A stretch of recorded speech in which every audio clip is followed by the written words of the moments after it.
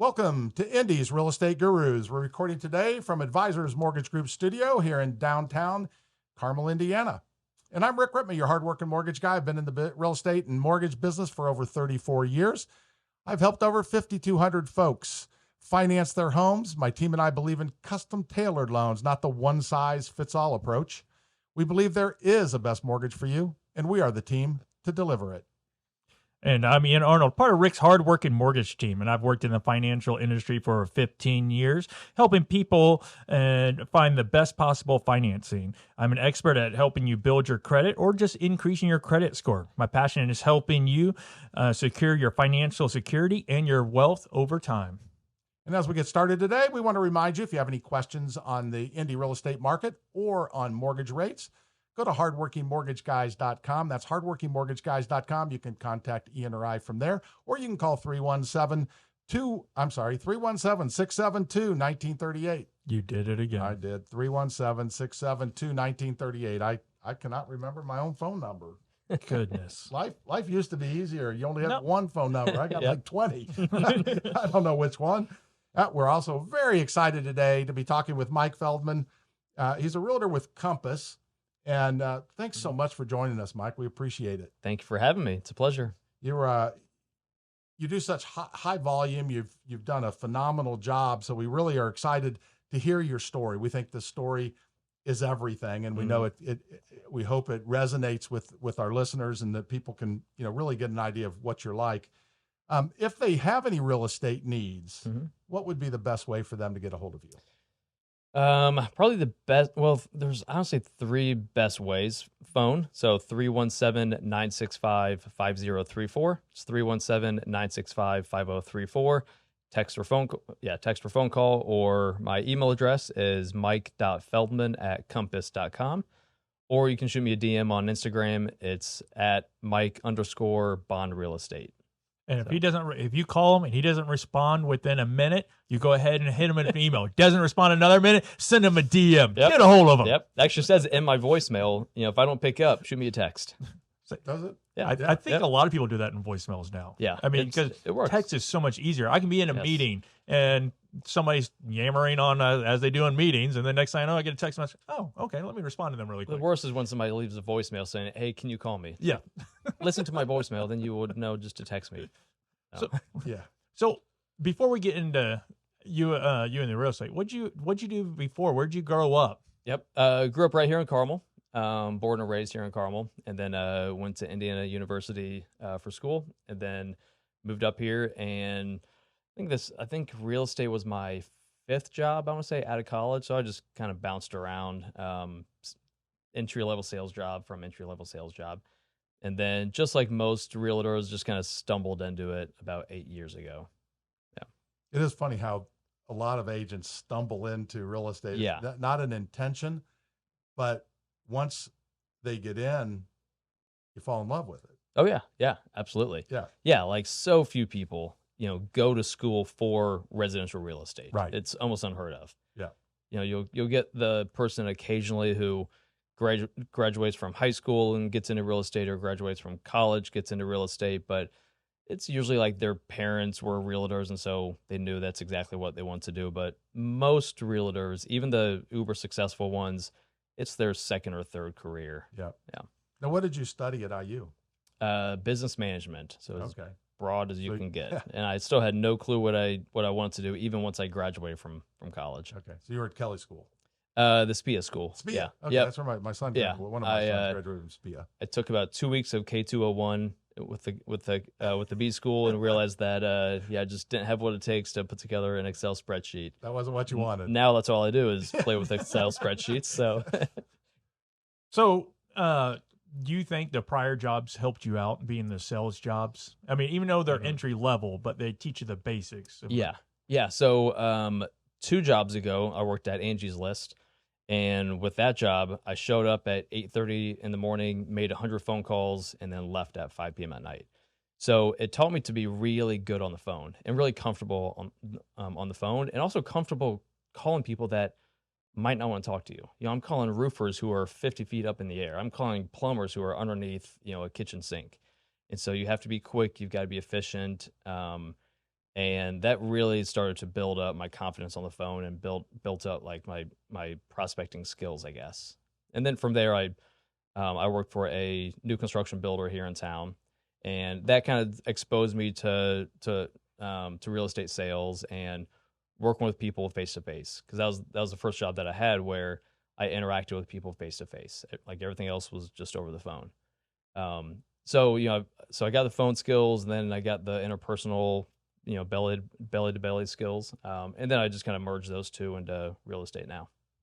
Yeah, it's amazing. I was in real estate sales, new home sales also, and it's amazing what a great place that is to learn selling houses. And almost everybody I know who was in new home sales, when they leave it, if they leave it, Mm-hmm. they either become a real estate agent or they get into mortgages. It's Yeah, one of the yeah, two. yep. You It's know, very true. it's what we see around us, but it is a great training ground for real estate. Yeah. I'm just going to guess. I bet you when you started, you did a lot of open houses. Yeah. Yep. It started in this side of real estate. Yes. Yeah. So that was one of the pillars of my business, and still kind of is, was 1 to 2 open houses almost every single week for, probably a year or two at least. And that was how I got most of my first clients, was through open houses. And what's the process for you in an open house? Like when you set it up, what do you do to, make sure that it's a successful open house Mhm. for both you and your seller? Yeah. So it starts about 3 or 4 days before the open house. Most open houses, are on Sundays. So Wednesday, Thursday, I'll do some social media ads. I'll do some door knocking. Kind of depends on what the house is and the neighborhood and location and stuff. But do some door knocking, invite the neighbors, to the open house, not so they can buy the house, but they've driven past the house for the past 5, 10, 15 years. Just come and be a nosy neighbor, honestly. Right. But also I kind of recruit them as, as sales agents as well. So if they can see the inside of their house, of their neighbor's house, then hopefully they can call up some friends or something that, that they want to see live in the neighborhood right down the street from their friend. Then, I've just kind of recruited a whole neighborhood to help sell my listing. Right. Yes. And then, I always arrive to the open house about 45 minutes or so before it actually starts, to make sure lights are on and it smells good and everything's arranged, to my standard. But I'm really, like, during the open house, I'm really not that guy that has like a whole spread and, you know, freshly baked cookies and waters. Well, I'm and not going to your open everything. houses. No cookies? Oh my goodness. I'll stop by Kroger on like Okay, my next that open works. house and lay them out. Yeah. Partially because, like, I don't want, there to be potentially a big mess around the house, from crumbs and everything. And also, like, I want the focus to be on the house, not, not the bells and whistles during, that are offered during the open house. Right. And that I've got a ton of scripting for open houses, and it's really about conveying, my expertise in real estate and the house and the neighborhood, and showcasing my knowledge of the markets. And that's how I connect with people, because really, like, what I think the stat is like 3 or 4% of houses sell as a result of the open house. So it's unlikely somebody's going to walk through the door and say, "This is the first time I've seen the house. I now want to write an offer." Right. But what an open house does is it creates more buzz, more exposure, for that particular house. And that's one reason I'm still doing open houses. Even 8 years later, I've got a team behind me and everything. I'm still doing open houses because, A, I think I'm pretty good at it. And B, it's creating more exposure for my seller. And exposure will get more people through the door, and hopefully more offers on the table. So for newer agents, because I know we have a lot of newer agents that listen to this. Mhm. So an open house isn't just for the seller; it's also for you, because people might look at a home, just walk in and just be like, "Oh, I like this home, but I want a bigger yard," and then you'd be like, "Let me go show you one." Yeah, yeah. So it's doing prep work leading up to the open house, of seeing what other houses are available that are somewhat similar to this house. So if somebody comes in and says, "I need a bigger backyard," actually, like 5 minutes down the road, there's a house for sale. It's $10,000 more, but it's got a great backyard. I've got time after this open house to go take a look at it. And also knowing the comps in the neighborhood, because you might have somebody come through and they say this house seems overpriced. And then, at that point you can say, well, actually, according to the comparable sales, the house down the street sold for X price and it was better or it was worse. So that's, based on that comp or these comps, that's how we came up with this list price, and so that, that kind of helps to justify the list price, as you're conveying that to one of the open house visitors. Yeah, I think that the open house, to me, it's one of the most important things that you can do, and it really helps the neighbors. Mhm. And it because every neighbor, like I'm in a smaller community, and I think there's 32 houses, and I think I've been in 2 of them, Mm-hmm. right? Yep. So if there's an open house and somebody lets you know you're welcome as a neighbor, Mhm. I'm likely to go see it. But I Yeah. never feel like I should go because you don't want to waste their time, especially as a mortgage person. I don't want them to think so I never go. Yeah. Yep. But you don't see anybody's house. And then if you go see it, it not only could change your thoughts, because as selling new homes, we know that the house that they look at, the model is Mhm. the one they want Oh, yeah. usually, right? Yep. Yeah. Yeah. So it does, I can see where it helps sell the house. I can see where it helps the neighbors. The neighbors get to know. And who doesn't want to know? I mean, the very first thing when something's listed in our neighborhood, the buzz that goes around is, what is that house priced at? Mhm. Right? That's Yeah. what everybody wants to know. Yep. Yep. Yeah. Yeah. Then they come in and they look around and they're like, my house is better than this house, and they're listing it for this price. I might be able to get, Right. $25,000 more for my house, than the house that's currently for sale. Yes. So then you just kind of got a new lead out of it. Yeah. All And right. that's invaluable. Yeah. All right. I know we are coming up on the break. So, Mike, how would somebody get a hold of you? 3 ways. Phone number, 317-965-5034. Or you can shoot me an email, mike.feldman@compass.com. Or you can follow me or shoot me a DM on Instagram. It's at Mike_Bond Real Estate. And Rick, how would they get a hold of you or I? Go to hardworkingmortgageguys.com. That's hardworkingmortgageguys.com, or call 317-672-1938. That's 317-672-1938. I was scared to say it. I knew it, but I was scared to say it. You would think after roughly 50 shows easily with that phone number, you should easily get that. Yeah, that's why I wrote it down right here. No, and you still have missed it. All right. So after the break, we'll find out what is Mike's superpower. Thanks for listening to Indy's Real Estate Gurus. The gurus we interview share valuable insights. They reveal their strengths, personalities, and how they will work for you. While we hard-working mortgage guys secure your best mortgage, real estate gurus work hard too. They avoid problems the amateurs don't see. They listen. They find unrealized opportunities. If you're buying or selling a home, a real estate guru is a valuable asset. If you're even thinking about buying or selling your home, keep listening and definitely call one of Indy's real estate gurus. Hey, welcome back from the break. Great news is Mike's still here, so we can continue asking him the hard questions. All right. So, but before we get into what is his superpower, it's time for question of the week. The question of the week is sponsored by, Rick and I, the hardworking mortgage guys, where we believe in helping you and supporting you and your realtor by sending constant updates on your loan process. Contact us today at hardworkingmortgageguys.com, and we can put your mortgage plan together. All right, Mike, here's a hard question. Mm-hmm. What was your first car? A 1999 Acura Legend. That's a good one. Yeah. Why does everybody have good ones? And I had to drive a Gremlin. Well, I bet you his lasted more than a week. Probably did. Maybe 9 months. Yeah, a little bit longer than a week, but not much longer. I was pouring more money into it than it was worth. Yeah. Okay. Did you enjoy the car? Loved it. Yeah, for the Yeah. first couple months. Yeah. Till you had to pour more money in it. Yeah. Yeah. Yep. What was your favorite car that you've ever had? My car right now, an Audi Q7. Oh yeah, what an awesome! I love it. Yeah, yeah, it's been wonderful. Yeah, that's a great vehicle.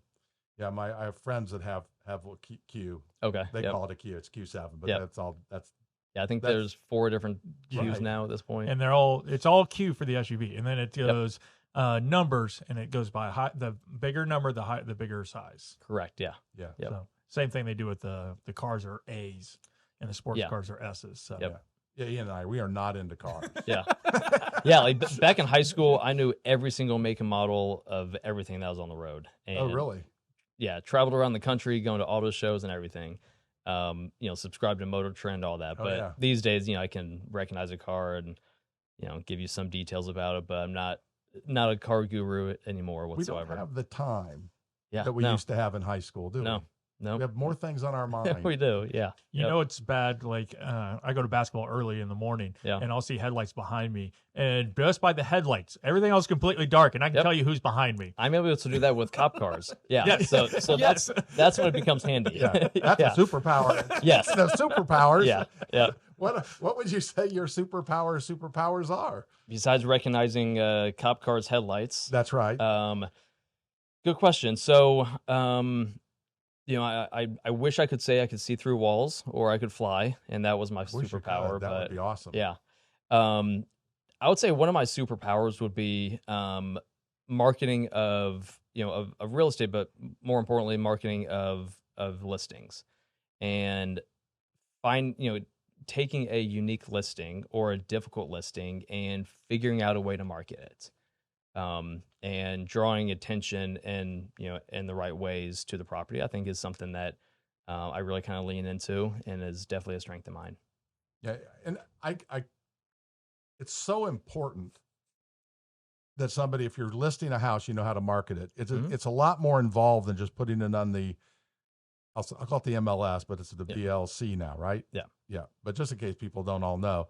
So what all do you do? Like, obviously you put it on the BLC, but that's only Sure. a piece of it. Yeah, yeah. And then, because I have seen, there's certain agents I've seen when I was selling new homes, and there was one in particular that when you gave him a listing, he sold the listing, right?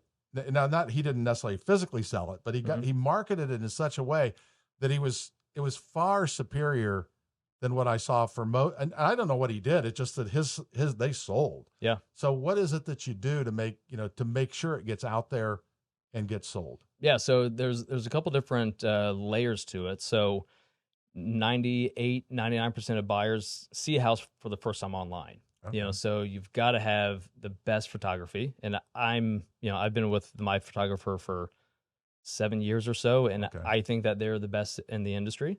Nationally known, they've been publicized in multiple online and digital publications.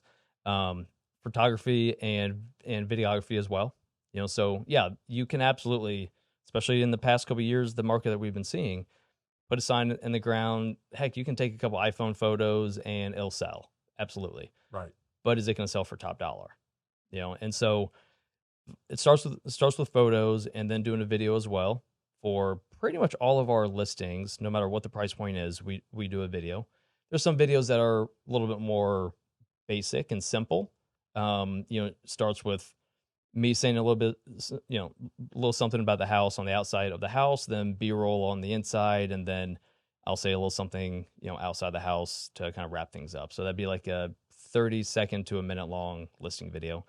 There's other listing videos that I've done where they're 5-6 minutes long, of me kind of giving a tour of the property. Then there's other listing videos that I've done. Like there's one that I did. I had a listing last year. It was 8,000 square feet or so. And before we staged it, the house echoed, and there were a lot of empty rooms and a lot of just big empty spaces. And so, I knew that I wanted to do something unique for this listing because it was a almost $7 million listing. So I knew I wanted to do something big and unique. So I actually hired a ballerina to, she's pretty nationally well known in the ballerina world. Like I've never heard of her. You're not a ballerina? No, I'm not. No. I can see you in a little tutu going to a house. Look at the fridge. Yeah. That'd actually be a pretty funny video. Yeah. Yep. So I hired this ballerina and got my videographer, and she did her twirly, all the stuff that ballerinas do. She did that throughout the entire house. really showcasing like the space that it has. And, ballerinas are kind of associated with elegance, and Oh yeah, luxury a definitely. little bit. And so this was a high-end luxury home. And so I kind of combined the two of like, showcasing her talent as well as kind of marrying like the ballerina image of high-end sophistication into this listing video, and it turned out phenomenal. Like it's still one of my favorite listing videos. So it's like the video is just to be able to tell a story about the house that you can't see in the photos, because photos are, I think it's two-dimensional. A video would be three-dimensional, Right. and so it showcases parts of the house that you can't tell in the photos. So good photo, good video, that's that's the standard. Um, and also having a really good digital presence from posting on social media, both like the professional photos that are taken, as well as just doing like raw Instagram or Facebook stories, showcasing the house, like not from a professional viewpoint, but from like the unfiltered raw viewpoint of kind of like a selfie almost, so posting on social media, YouTube as well, and then, using the right hashtags, and like there's a whole, science behind how to post and when to post, and, how to, you know, tag different companies in that post. Is that good? Okay. Um, and so yeah, so having a really good social media presence, and also having a really good digital ad presence as well. So that's something that we're experimenting with quite a bit these days, is putting something up on YouTube and then running ads on YouTube um, to the specific demographic who would be more likely to purchase that listing. So it's kind of thinking of the avatar for that buyer of that listing, and then catering the marketing around them. Um, and so that's all from a digital perspective, but once people get inside the house, then they also have to be wowed when they're inside the house. So myself and my team, we really pride ourselves um, on advising our sellers to to do certain things that we know they're going to get an ROI on.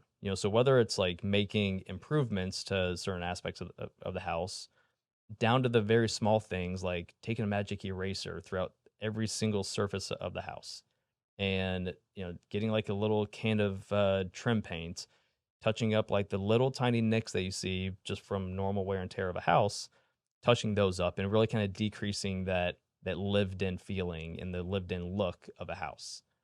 And decluttering, depersonalizing, but not completely depersonalizing. There's a lot of realtors that will say take all your personal photos off the walls. um, we don't want any buyer to know who you are, or to to see any of your personal photos on there. For me, I kind of have the opposite approach to it. Like if it's a family home, then most likely like the buyer's going to be a family, Right. right? And so if they see that a family's living there and they're happy and they're loving living there, then they're going to be able to envision their family living there, a little bit easier than if they're just staring at blank walls everywhere. Right. So it's kind of personalizing it a little bit and kind of tugging at the emotional strings of the buyer. So that all goes into the prep work of a house. And I'm pretty, I but I'm pretty diligent on making sure that before I put a house on the market, it's up to my standard. Because sellers are always going to want to put their house on the market, not spend a single dime to put it on the market. But I go in houses for a living. Like I know what a house looks like, if it's going to get, if it's more likely to get multiple offers. Right. Or there's houses I walk into and I'm like, there's no mystery why it's still on the market now, because it's in bad condition, or they should have done, it's dated or whatever.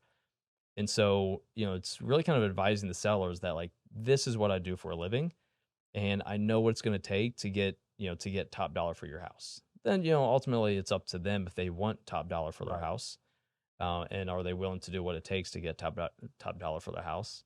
Um, 9 times out of 10, people want the most amount of money for their house. Yeah. Every once in a while, you'll get the seller that just says, "I want a quick sale. Money's not important, but I just want a quick sale." Sure, and that. We'll approach that sale differently, but most people are going to want top dollar, Right. and I know what it's going to take to get top dollar for the house. Yeah. Well, everybody's in a different situation, right? Yeah. So Oh yeah. Yep. that's why it's that way. So what I hear is number one, you have a very detailed plan. Yeah. And number two, you're very innovative. Try to be. Yeah. Yeah. I mean, Yep. to hire a ballerina hmm to show off the space, to me, that's extremely innovative. Yeah. It's something that I. How'd you think of it? Go ahead. I'm sorry. Good question. I honestly can't remember how I thought of it. I don't know. That's incredible. I do draw a lot of inspiration from other agents that I follow on social media. They're all in big markets like LA, New York, Miami. But yeah, with the ballerina one, I think that was I was just thinking of some way to showcase the space that the house has. And it just kind of dawned on me one day, I guess. That's incredible. And there's another where I hired a husband wife actress, and got a Bentley and had my seller had a Bentley, so we used the Bentley in the video, and we really kind of showcased the lifestyle that comes with buying this house, which is a luxury townhome downtown. And so yeah, we just kind of created it was like a 3-minute long video. It was almost like a movie in a way. We showcased them like having dinner downtown, and then they drove the Bentley north to the townhome, and then we showed them like coming into the door, into the townhome, and then going up to the rooftop terrace for a glass of wine, and really kind of showcasing, not just the house, but the lifestyle that comes with buying that sort of property. Wow, that's incredible. Well, we are running out of time on the radio show, so Sure. how would somebody get a hold of you if they had any real estate questions? Yeah, so the best way, 3 best ways would be my phone number. So 317-965-5034. Email mike.feldman@compass.com, or on Instagram, Mike_bondrealestate. Awesome. And because I'm so good at it, if you need to get a hold of Ian or I, it's hardworkingmortgageguys.com. That's hardworkingmortgageguys.com, or 317-672-1938. That's 317-672-1938. All right. And you're listening on the radio. Tune in for the rest of the podcast or / radio with Mike at Indy's Real Estate Gurus. All right. Hey, welcome back to Indy's Real Estate Gurus. We still have Mike here. He started running out the door. Rick tackled him, but he's back in his chair now. All right. So here's the question I always like to ask. What's your most memorable deal? Good one. Well, my most memorable is kind of my most notorious, and that was where there's a renovated home and got some buyers for it before it was completed. And so I was representing, both the buyer and the seller, which is something that, I do a couple times a year. And closed on the house, and there's some craftsmanship things that, that the buyers noticed about the house. And the buyers decided to come after me instead of coming after the sellers, who were also the guys that renovated the house. And so there were shelves that fell down. So they actually thought that it was my fault that the shelves fell down and not the contractor's fault. So they came after me legally. And instead of going after the contractors, it didn't go anywhere. Cause it's not like I was the one that put them up. Right. But that was my most memorable, but not in a not in a good way. So, Well, I would have thought they'd have gone after the contractor, obviously, You the would people, the think. seller. Yep. And then if they had an inspection, maybe the inspector, although they did an inspection. yeah. So, but the real estate agent, that doesn't connect in my mind. I don't know how they can. I don't know if there's any precedent about them going after the real estate agent successfully. Which is why it didn't go anywhere, right? Yeah, exactly. Yeah.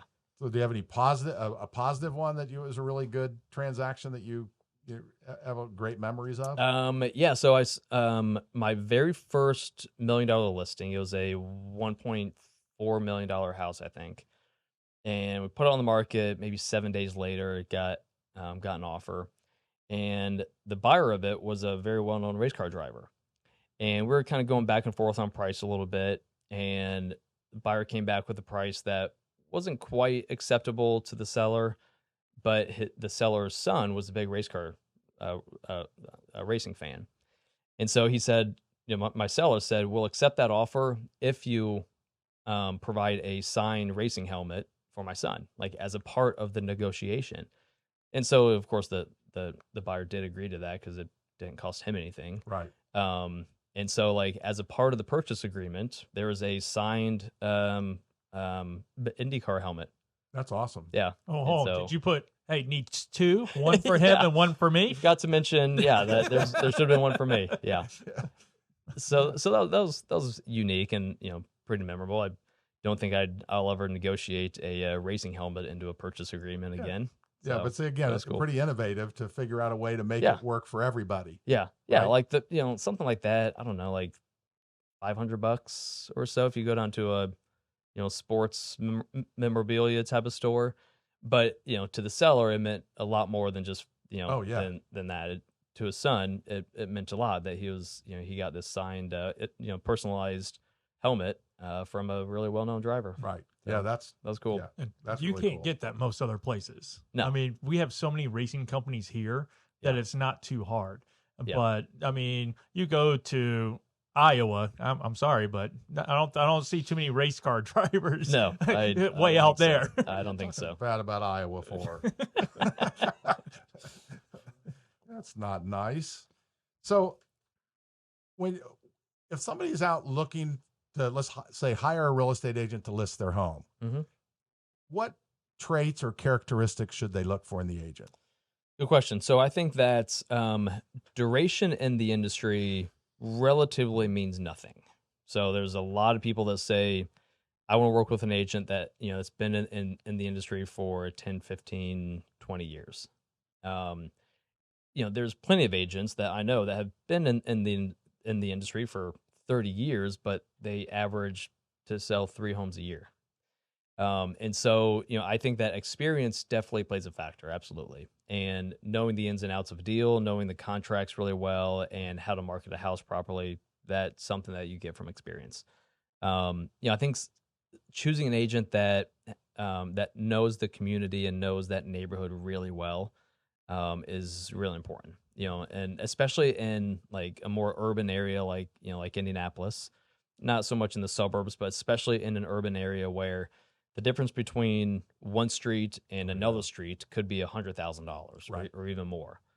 There's houses down in Meridian Kessler that are $1 million, and then 4 blocks away, that same house would be $500,000. Right. And so knowing the nuances and the differences between neighborhoods, that I think is really critical.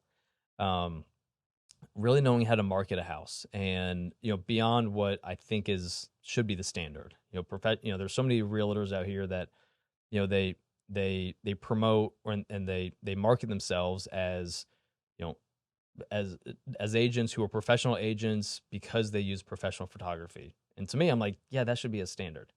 That's like a doctor saying, I sterilize my hands every single time before a surgery. It's like, yeah, it's kind of should be expected. I hope so. I hope so. Yeah, exactly. So going beyond just what a traditional realtor should do, I think is important, especially if you have either a really high priced house or a unique house, whatever unique means. Being able to market it to as many people as possible, but also the right people, is really important. Like if you have $1 million house, probably not going to market it to a first time home buyer. Right. There absolutely are some first time home buyers who can't afford $1 million house. They're the exception. Right. I'm biased because I have a team, but working with an agent that has a team, I think is critical. There are absolutely some agents, some solo agents that are phenomenal agents, and I don't want to knock them, but I think that they're kind of the exception as well. So working with an agent that has a support staff or has a support system of some type is really important, because an agent shouldn't be a jack of all trades. Like we should specialize in a couple things. Paperwork, like I'm not that good at, like in organizing everything. Like that's why I have a whole admin team on Right. staff. Yeah. Is to handle that paperwork. Same principle behind, like there's doctors and nurses. Doctors can go into the surgical room for 1 hour and get the job done, and then for the next 3 hours, the nurses are are taking care of everything else. Two very, very important roles. But without nurses, doctors wouldn't exist, and without doctors, nurses wouldn't exist. And Right. so, working with somebody who has who has a team to help market the house, and if that agent is out of town and somebody wants to see the house, having somebody on their team to show that house, I think, is critical. Um, and it also shows that that agent has treats their business like a business. Again, if you don't have an assistant or if you don't have a staff, then you are the assistant. You are you are the runner. You are like you do everything. Right. And so having that support system, I think, is really, really important. When choosing a listing agent. So when you're talking about team, so what does your team look like? What is your makeup? Yeah, so right now I've got 2 agents on my team, and then I have 2 support staff. So I've got a director of operations, and she also I change her title depending on who I'm talking to. Yes, I get that. So she's a listing coordinator if I'm talking to a seller. She doesn't really interact with buyers a whole lot, but for my sellers, she handles all the marketing and executes on everything. She puts the listing in the MLS. She handles the disclosures and really making sure that the house is looking as good as possible from a from a marketing perspective. Right. And she does a lot of behind the scenes stuff as well with just pouring into our database, general marketing stuff for geographic farms or sending emails and e-newsletters, things like that. I've got a transaction coordinator that once a buyer or a seller gets on a contract, she coordinates all the paperwork and closing and everything. So I've got those two, and then the 2 agents. They don't I don't look at them as working for me by any means. They all they both run their own separate business, but like I'll send them leads here and there. But it's definitely not what I've built my business off of. But yeah, I'd be looking to grow, but right now there's just 3 agents and 2 support staff right now. Yeah, but it's important for those agents to have somebody like you as a mentor because you've been Yeah, through it. yeah, You've done this a long time. You sold new homes yep, also, so you have a great background and you have a ton of knowledge. So it's important for new people or inexperienced people. I think even sometimes for experienced people to have others around them yeah. who can help. It helps. I'm sure you even have times when you're talking to somebody and they are kind of, you can bounce things off of somebody with equal experience That's and come huge. up with great answers, right? That's huge. Yeah. Yeah. Like there's a couple different reasons why I started the team, but one is because the first couple years of, me being a realtor, like I screwed up a lot. Like, and I would get into situations where I would have no clue where to turn. And so I kind of wanted to provide a space, provide a vehicle so that somebody can get into the industry, whether they're brand new to the industry or 2, 3, 4 years into the industry, and they can avoid making the same mistakes that I did. And they would have somebody who, if they get into a tough bind, they would know exactly who to turn to. And back when I was a solo agent, like there'd also be a ton of agents who'd come up to me and ask for advice or how do I market a house, for example. And I'd be the first one to give all my secrets away and tell them everything that I knew, and then they take it and run the opposite direction. So I figured, if I start a team and be able to coach and mentor, but kind of keep it in house so that everybody benefits from it, it's gonna it's gonna rise all the ships. And so yeah, it's running a team is really, really difficult, but it's incredibly rewarding. And like you said, just being able to turn to somebody, when you are in a bind, that's really invaluable.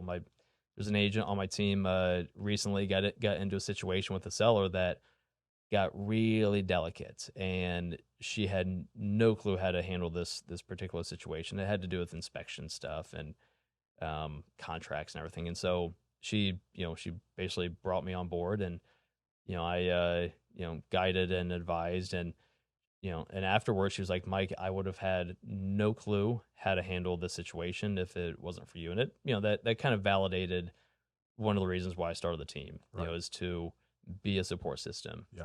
That's awesome. and to be a coach and mentor. That's awesome. So, what is one thing that uh, you think new agents struggle with? Because we know there's a high turnover Mm-hmm. with agents. I think somebody said within the first 5 years, like 87% drop. Yeah. So, since you're training people and everything, what do you think is the most struggle? They have a lot of struggles. I think, most of them have shiny object syndrome and they want to reinvent the wheel. So they think of these new marketing ideas that they think is going to be fantastic, and they do it in a false flat. And every once in a while, like a new marketing idea or a new way to get a client works, but sticking to the basics of, open houses and cold calling and just figuring out a way to have more real estate conversations, essentially. That's what's always going to work. And so, agents not wanting to do what's proven to have worked over the past 100 years that people have been selling houses, or past 5,000 years since the first house, I guess. And also like not spending their time in the right areas. There's so many agents these days that they'll spend hours and hours perfecting their email signature, or hours upon hours, perfecting their logo, and you know they'll just spend their time in areas of the business that doesn't actually get them business, that they mistake activity with productivity. And that's something that, I'm guilty of, everybody's guilty of, but especially new agents, they'll go to 3 speaking engagements a week, and they'll have lunch with realtors, and they'll do all these things that they think is going to get them business, but it doesn't. And so, they'll look back on their, say, 40-hour work week, and they've been busy that the whole 40 hours, but, in actual income producing activities, they've maybe spent an hour doing. Yeah. So I think that's probably what most agents get in trouble doing, is that they're not spending time in the right areas. So it's the income producing pieces they need to do. Mm-hmm. And this is just my guess from being around people and being in sales my entire life, is the reason that they do these other activities and don't do the income producing activities is because they don't like to do the income producing activities. And so they avoid them and they do the things that don't produce any income, but they're more fun to do. Yeah. Yeah. Right. Yeah. People, they know what has to get done, but like you said, it's not fun. Right. And so they would rather stay in their comfort zone, and not step outside the comfort zone, because growth and comfort can't exist in the same space. It's either, if you're comfortable, you're not growing, and if you're growing, there's a lot of uncomfort that comes with that, and they're just not willing to step outside of their comfort zone in order to grow. Yeah, I can tell you what I've learned is, and a lot of it from people like you lay it out really well, is number one, you have to do the things you don't want to do. Mm-hmm. Not, and I'll say you have to cold call. Okay. Now, Yeah. you don't necessarily have to cold call, but it is a tried and true absolute piece that works if you do it and force yourself to do it. Yeah. Right. Mm-hmm. I think you have to have mentors. You have to have somebody there to support you. And so I think that's another real big piece of what has to happen. But if you're not willing to get out of your comfort zone and do the things like you were used to calling, because you were calling 100 people a day, right? Yep. Every real estate agent I've talked to that came from that background where they called, they come into real estate or mortgage and they call, they become successful. Yeah. I think it's absolutely one of the pieces. Mm-hmm. Now you got to know who to call, those type of things. That's where a mentor comes in. Kind of know what to say and all that. But yeah, that's a very good point. That's where a mentor comes into play, or a coach, or anybody to guide you or that you can look up to. Yeah. Are you looking to hire people? Yeah. Are you looking to grow your team? Yeah. What do you look for when you are looking for somebody? What traits are you looking for? Somebody that really truly wants to work. And there's professional interviewers out there, so they say all the right things, and they know what to say and how to say it. But then when it actually comes down to, like, doing the daily activities to be successful, they'll fall flat. And so somebody who is, whose back is up against a wall, who says, I don't have a choice but to succeed, and I'm going to do whatever it takes to get there. Like whatever their definition of success is, whether it's selling, 12 houses a year or 100 houses a year. For me, like, I don't want a part-time realtor, because I think that my team's value proposition is more than just what a part-time realtor would want. I want people who want to be the top, who want to be the best and who want to succeed. And so I really just want somebody who is a really hard worker. For my team, we do a lot on social media. So somebody who, has a decent social media presence, or at least knows the ins and outs of social media, is something that is definitely important to me, and for the rest of my team, because again, like, that's a huge value proposition for us. And if that's not something that that you're going to pour into, then we're probably not the best team for you. Yeah. So I'd say those two traits are probably the top ones. So if somebody wanted to get a hold of you, maybe they want to be on your team, or they have real estate questions, they want to talk about real estate, what's the best way to get a hold of you? 3 ways. So one would be call me or text me, 317-965-5034. Shoot me an email, mike.feldman@compass.com, or you can follow me and shoot me a DM on Instagram, Mike_bond real estate. Yeah. And one of the differences between Mike and I is he remembers his phone number. Yes. Yeah, he's better at that than I am. Yeah. Because I have one. And I've had that one for 15 years. Sounds like you have 20. I'm buying into what he said. He's right. I'm waiting for a real estate agent to give out their address and somebody just knock on their door. Hello. Yeah. Yeah. I don't think that'd be very. Can you look over this purchase agreement for me? It's 9:30 at night. Get off my front porch. All right, have the bottle of scotch. Let's go. Yeah. Yep. If you need to get a hold of Ian or I, it's hardworkingmortgageguys.com. That's hardworkingmortgageguys.com. Or you can call 317-672-1938, 317-672-1938. Apparently, I forgot to put my phone on.